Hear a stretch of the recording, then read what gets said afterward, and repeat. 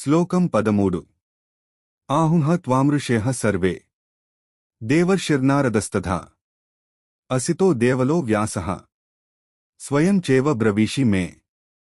అర్జునుడు శ్రీకృష్ణుడితో ఇలా అంటున్నాడు. కృష్ణ, నిన్ను పరబ్రహ్మవని, పరమధామమని, పవిత్రుడవని ఋషులందరూ కొనియాడుతున్నారు. అలాగే దేవర్షి అయిన నారదుడు, అసితుడు, దేవలుడు, వ్యాస మహర్షి వంటి వారు కూడా నిన్ను అలాగే వర్ణించారు. ఇప్పుడు అదే విషయాన్ని నీవు స్వయంగా నాకు తెలియజేస్తున్నావు. ముఖ్య ఉద్దేశం: శ్రీకృష్ణుడు సాక్షాత్తు భగవంతుడని చెప్పడానికి అర్జునుడు ఇద్దరి సాక్ష్యాలను ఇక్కడ ఉదాహరణగా తీసుకున్నాడు.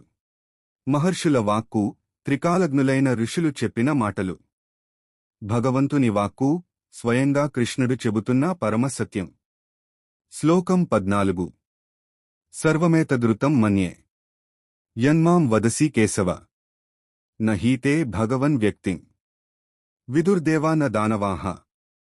ఓ కేశవ, నీవు నాకు చెబుతున్నదంతా నీ విభూతుల గురించి, నీ పరమాత్మతత్వం గురించి నేను అక్షరాలా సత్యమని నమ్ముతున్నాను.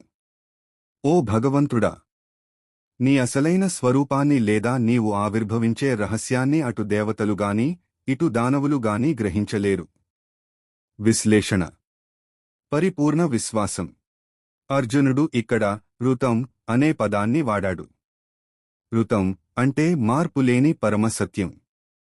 కృష్ణుడు చెప్పిన మాటల మీద అర్జునుడికి ఎలాంటి సందేహం లేదని ఇది సూచిస్తోంది. అగమ్య గోచరం. భగవంతుడు ఇంద్రియాలకు, తర్కానికి అతీతుడు. అందుకే కేవలం మేధస్సుతో లేదా శక్తితో దేవతలు, దానవుల వలె ఆయనను తెలుసుకోవడం సాధ్యం కాదు.